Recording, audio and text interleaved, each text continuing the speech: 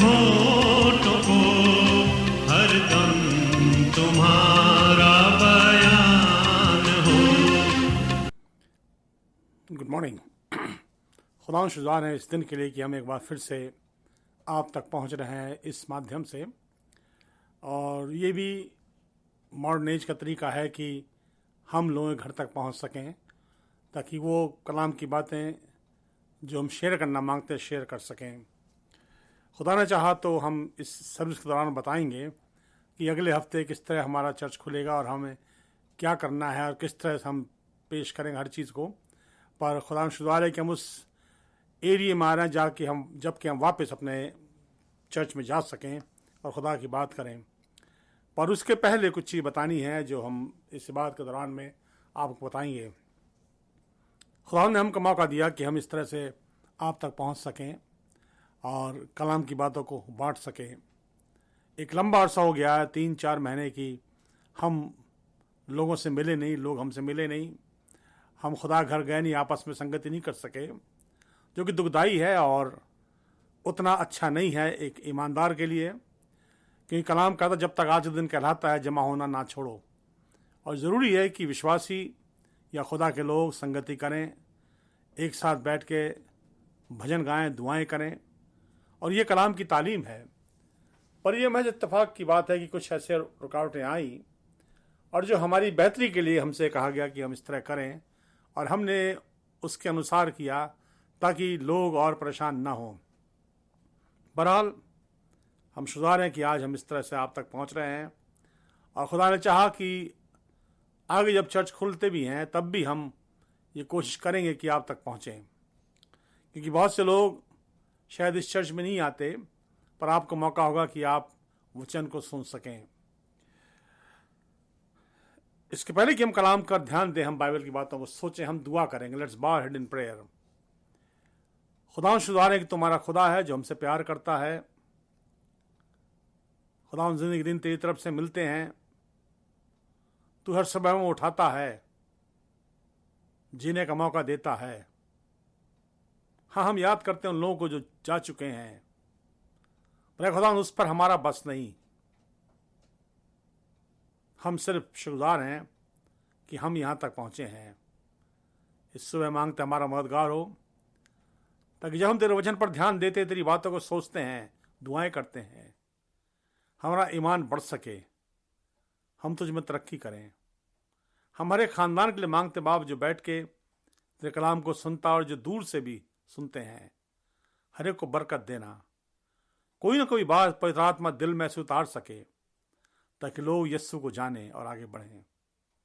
मेरी सहायता कर, हमारी कलीसिया को बरकत दे। खुदा मसीह के नाम से मांगते हैं, आमीन। आइए हम कलाम में से हिस्सा पढ़ेंगे जो पाया जाता है दूसरा पत्रस उसका पहला बाब, 2 Peter chapter 1 from verses 12 to 21। दूसरा पत्रस उसका पहला बाब 12 से लेकर 21 तक और हमारे लिए पढ़ा जाएगा। इसलिए यद्यपि तुम ये बातें जानते हो और जो सत्य वचन तुम्हें मिला है उसमें बने रहते हो, तो अभी तुम्हें मैं इन बातों की सुधि दिलाने को सर्वदा तैयार रहूँगा।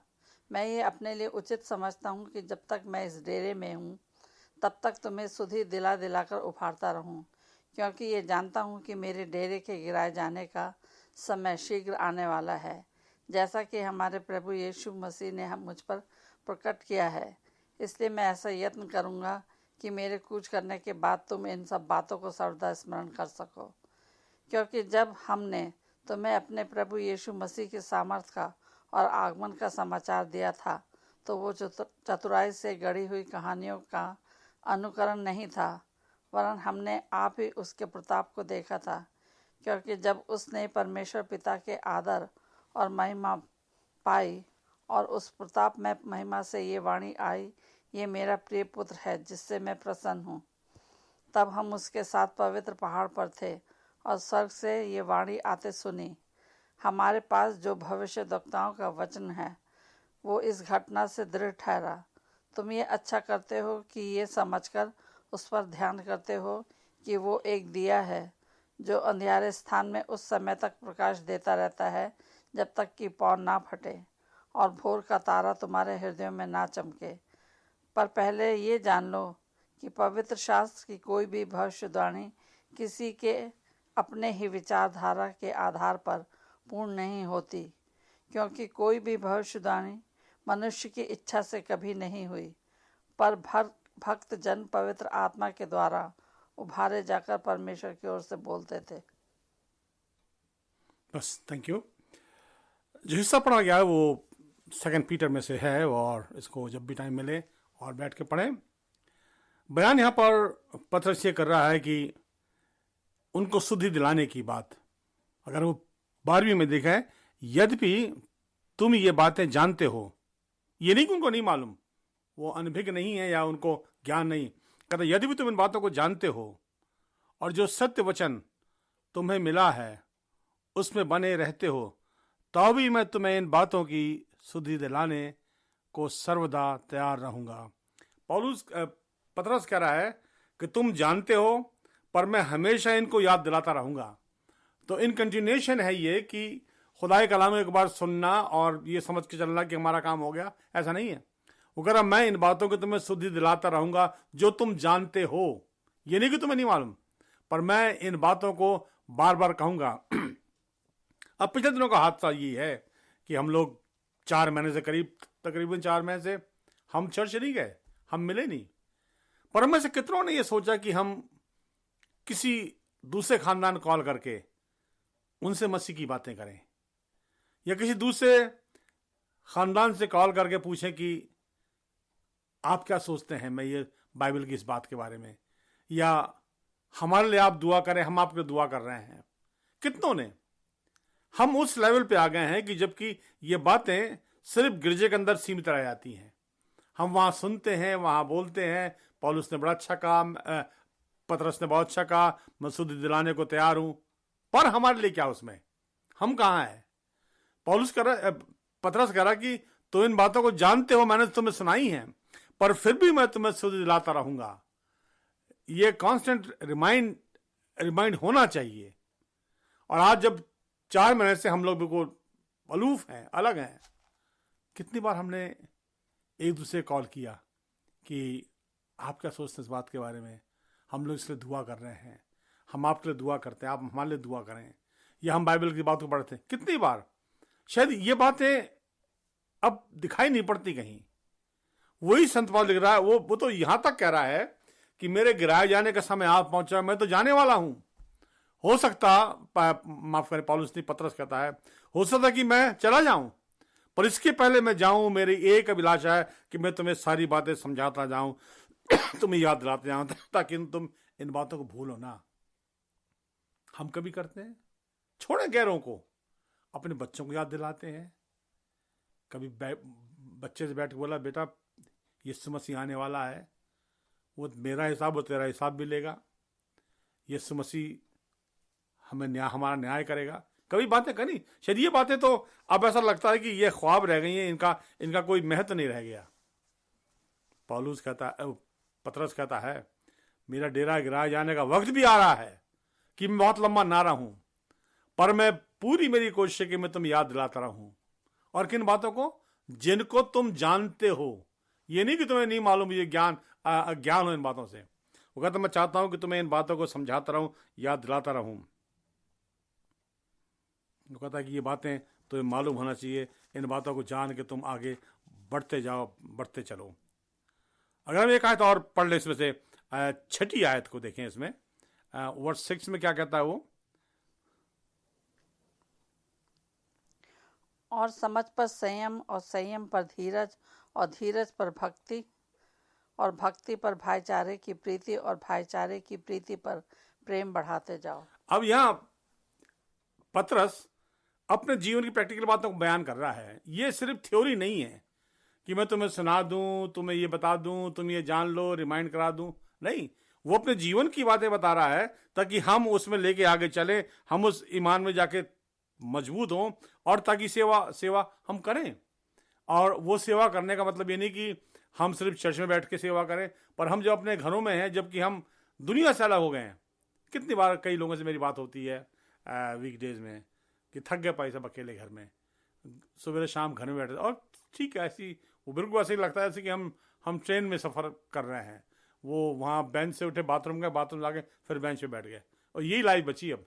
इससे ज़्यादा कुछ भी नहीं बचा हमारे पास। हम कहीं जा नहीं सकते, किसी से मिल नहीं सकते, हाथ मिलाना छोड़ हम किसी के पास खड़े नहीं हो सकते। सोशल डिस्टेंसिंग इतनी हो गई, अब तो कुछ चेंज हो रहा है, परंतु हम परेशान हैं। और इस बात की ज़रूरत है कि हम आत्मिक तौर से उन्मान में रहें, आत्मिक तौर से खुदाई बातों पर सोचें और इस पर ध्यान दें। एक आयत हम पढ़ लें जो पाया जाता है पहला तीमुथियुस का 4 बाब की 6 आयत, पहला तीमुथियुस 4:6, और हम उसमें से इस आयत इसके बारे में पढ़ते हैं।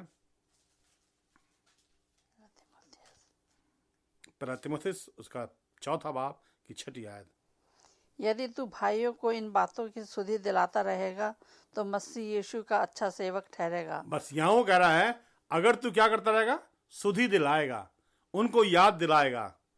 ये नहीं कि उनको रटवाएगा, उनको जो मालूम है उसी को सुधि उनको याद कराएगा, तब तू खुदा का खिदमतगुजार ठहरेगा, तब तू से।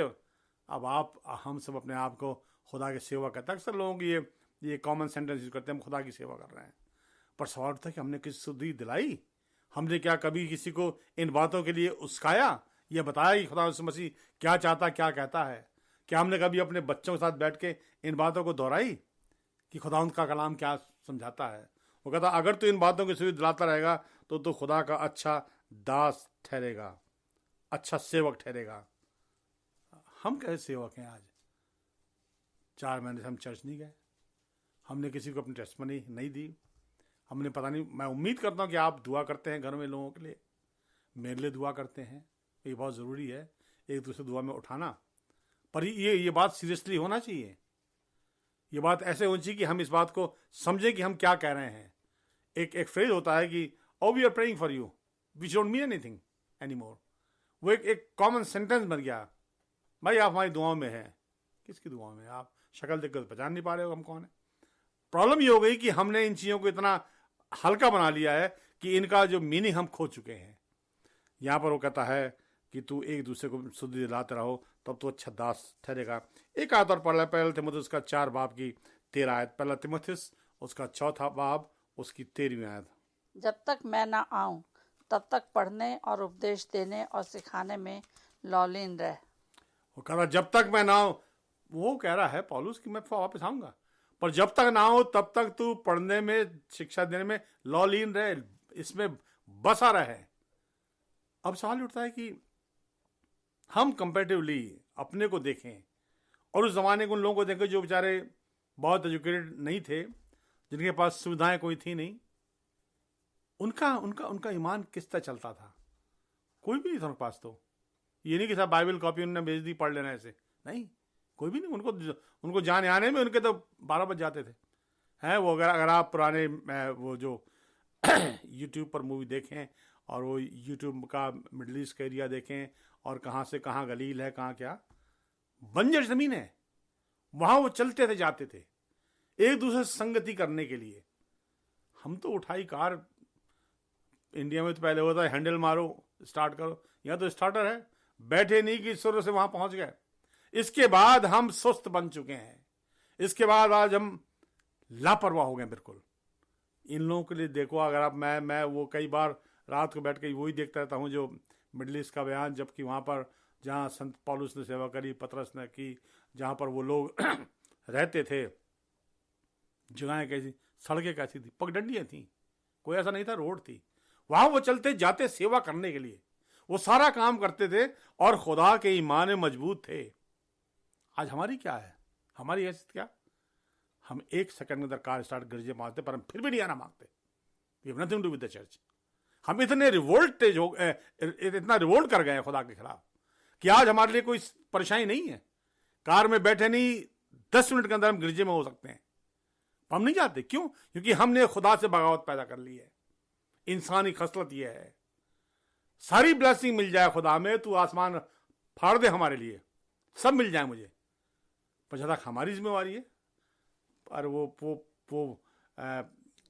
पतरस कहता है कि मेरा तो डेरा गिरा जाने का समय आ गया है, मैं जाने वाला हूं, पर जब तक हूं मैं तुम्हें याद दिलाता रहूंगा। एक अच्छा दास है वो, एक अच्छा सेवक है। इन 4 महीनों हमने क्या किया? इन 4 महीनों हमने क्या किसी से बात करी? किसी को हमने गवाही दी कि मेरा खुदा कैसा है? हमने ही जरूर बता दिया हो कि हमने क्या बड़ा काम कर लिया, कौन से हमने तीर मार दिए दुनिया के अंदर। पर पतरस कहता है कि मेरा वक्त आ चुका है, मेरा डेरा कभी गिराया जाएगा, पर इसके पहले मैं चाहता हूं कि मैं तुमको याद दिलाता रहूं, मैं तुम समझाता रहूं खुदा के बारे में, उस सच्चाई के बारे में कि वो क्या है। और इस बात की जरूरत है कि हम इन बातों को बोलें, कहें। एक आयत और पढ़ ले हम, टाइटस उसका 2 बाब की 15 आयत। टाइटस उसका 2 बाब की 15 आयत। पूरे अधिकार के साथ ये बातें कह, पूरे अधिकार के साथ ये बातें कहें, और समझा और सिखाता रहे, और समझा और सिखाता रहे, कोई तुझे तुच्छ ना जानने कोई पाए। तुझ न जानने पाए। वो कहता है सारे अधिकार के साथ ये बातें समझा और सिखा। हम में है क्या ये फीलिंग कि हम अधिकार के साथ समझाते हैं, सिखाते हैं? अरे अधिकार किसी और पर न चलाओ, कम से कम बच्चों पे चला लो। उन्हें अधिकार के साथ सिखाओ, समझाओ, उन साथ बैठो, घुटने टेक के दुआ करो, उन्हें खुदा परस्ती में लाओ। देखो ये वो जिंदगी जो आपकी जिम्मेवारियां हैं। हम क्या कर रहे हैं आज? पौलुस तो वो जो पतरस तो उस ओपन समाज की बात कर रहा है जहां वो प्रचार करता था। वो कहता मैं तुम्हें सिखाता रहूंगा, बताता, मैं हमेशा तैयार रहूंगा आने के लिए कि जब मौका मिले मैं तुम्हें समझाऊंगा, सिखाऊंगा। फिर वो ये भी कहता आखिर में कि अब मेरे डेरे गिराए जाने का समय हो चुका है, मेरे जाने वक्त आ गया है, पर इसके बाद मैं चाहता हूँ मैं तुम्हें बताता रहूँ, ये बात सिखाता रहूँ। सवाल उठता है कि हम जो खुदा के लोग हैं, हम 4 महीने से छुट्टी काटे बैठे हैं चर्च से, और मैं बिल्कुल मानता हूँ कि आपने नहीं किया, ये हमारी सबकी मजबूरी है, जबकि ये होना नहीं चाहिए। खुदा घर में आने के लिए हर एक को मौका होना चाहिए, वो ना आए उसकी बात है, और ये कानून नहीं बनना चाहिए ऐसा कि आप चर्च नहीं आ सकते। पर बहरहाल जो सरकार है उसका कानून मानना है। पर सबसे बड़ी बात यह है कि अगर हम घर में भी हैं तो क्या हम इन बातों को याद करते हैं, इन बातों को समझाते हैं, इन बातों को कहते हैं। हम फ़ोन से बात कर सकते हैं, हम फ़ोन से एक दूसरे को दुआएं कर सकते हैं, हम फ़ोन से एक ग्रुप मीटिंग कर सकते हैं। ये जो हम आज कर रहे हैं ये ऐसी तो है, इसमें कोई ऐसी नई बात नहीं है। हम तो अपने घर में बैठ के सब कुछ कर रहे हैं, आज इतनी सुविधाएं हैं। पर सवाल ये उठता है कि एक अच्छा मसीह, जो अच्छा खुदा का सेवक कैसे बनता है? कोई जो भी आप कर सकते हैं, जो भी आप बता सकते हैं बताएं। एक आयत और पढ़ दें, 2 तीमुथियुस का 4 बाब की 2 आयत। 2 तीमुथियुस चैप्टर 4 वर्स 2। कि तू वचन का प्रचार कर, कि तू वचन का प्रचार कर, समय और असमय तैयार रहे, समय असमय, ये कोई टाइमिंग का नहीं है, तैयार रहे, सब प्रकार की सहनशीलता और शिक्षा के साथ उलाहना दे, और डांट और समझा। वो कहता है सबको समझाओ, डांटो, जो छोटे हैं डांटो, समझाओ, उलाहना दो, और हमेशा तैयार रहो। किसी वक्त, चाहे लॉकडाउन हो या कुछ डाउन ना हो, पर हमें तैयार रहना कि हम यीशु मसीह की बातें करें, हम ये खुदा यीशु मसीह की बातें बताएं कि वो हमसे चाहता क्या है। एक आयत और पढ़ लें, इब्रानियों खत उसका 3 बाब की 13 आयत, हिब्रू चैप्टर 3 वर्स 13। देखो यहाँ पर बड़ी स्पेशल वर्स है ये, हिब्रू चैप्टर 3 वर्स 13, इब्रानियों खत उसका 3 बाब की 13 आयत।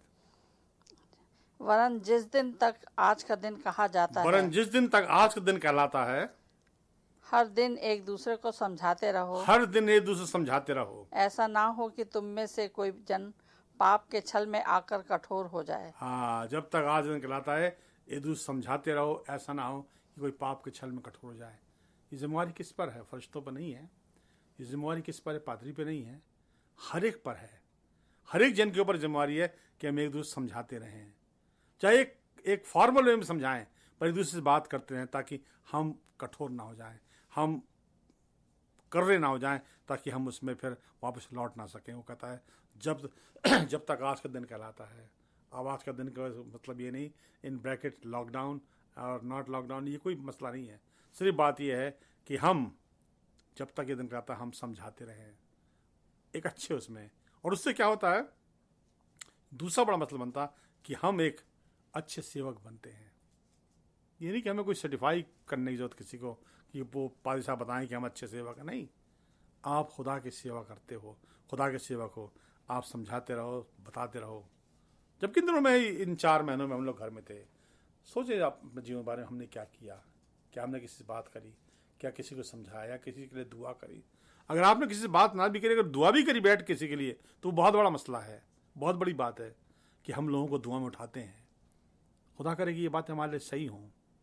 और इसके बाद हम आपको बताएंगे किस तरह चर्च खुलेगा, और जब चर्च खुलेगा तो उसके सर्टन रूल रेगुलेशन हैं जो मालूम होना चाहिए। और हम लोग खुदा का शुक्र करते हैं कि हम उस लेवल पे आ गए हैं कि हम चर्च में वापस जाएं।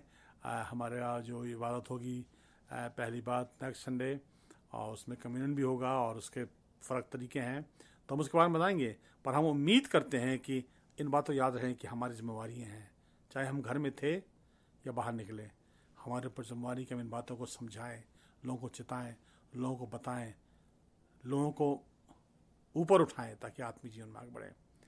आइए हम दुआ करेंगे। लेट्स बाउ हेड इन प्रेयर।